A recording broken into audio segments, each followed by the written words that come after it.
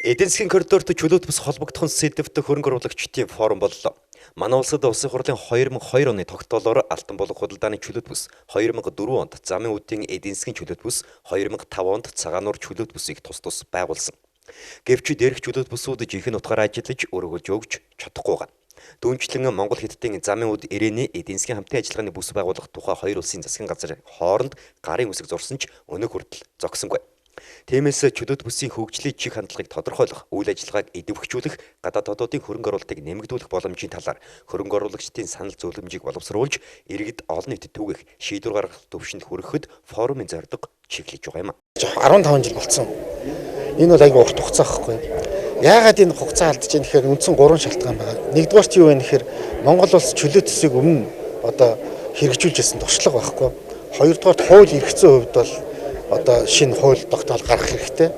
Гуравдугаарт бол манай энэ улсын их хурл соён гээгүүрүүлэх ажиллагаа хийгээд замын үдийн чөлөөтс ямар ач холбогдолтой гэдгийг ард түмэнд таниулах асуудал дээр замын үдийн чөлөөтс юу төрийн байгууллагууд ажиллаа сайн их шаардлагатай болж байгаа. Томоор нь харж чадах юм бол эдийн засгийн 3 улсыг холбосон ийм коридор бол бэлэн шахуу ер нь бол байж байгаа. Бид нар тэрийг яг эдийн засгийн утгаар нь л хөгжүүлээгүй, эдийн засгийн утгаар нь ярихгүй байгаа болохоос биш. Мэдээж одоо байгаа зам харилцааг нь ашиглаад тэрүүгээр ачаа бараа, тээвэр, урс нь явна, тэндээс ач холбогдол гарна гэж үзэх юм бол мэдээж тийм ч үнэмшилтэй бол биш.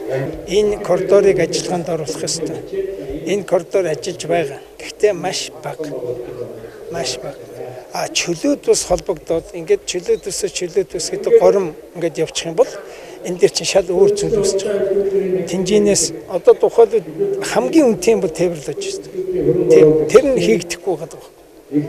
Тийм учраас яг замын үд дээр маш олон шимэгч нар Монгол Хятадын хамтарсан тийм мафийн структурт орсон шимэгч нар байж байгаа. Форум үндсэн 3 хуралдааны дагуу зохион байгуулагдсан 3 улсын эдийн засгийн коридор түүний ач холбогдол, Монгол улсын хөгжлийн бодлого төлөвлөлтөнд чөлөөт бүсийн эзлэх байр суурь, хэрэгцээ, шаардлага, Монгол улсын чөлөөт бүсийн хөгжлийн үндсэн чиглэлүүд, Монгол улсын тээвэр логистикийн бодлого, түүнд чөлөөт бүсийн гүйцэтгэх үүрэг, чөлөөт бүсүүдийн банк санхүүгийн тогтолцоо, түүнийг хэрэгжүүлэх хэрэгцээ, шаардлага, чөлөөт бүсийн төмөр замын сүлжээнд холбогдох төсөл арга хэмжээ, чөлөөт бүсийн логистикийн төсөл хөтөлбөрийг хэрэгжүүлэх арга зам, замын үд чөлөөт бүсийн макетын танилцуулга, Баяннуур хотын Б загварын гүний гаалын танилцуулга болон бүгд найрамдах Хятад ард улсын чөлөөт бүстэй алтан булаг чөлөөт бүсийг шууд холбох боломжийн тухай гэсэн сэдвүүдээр хэлэлцүүлэг өрнүүлсэн.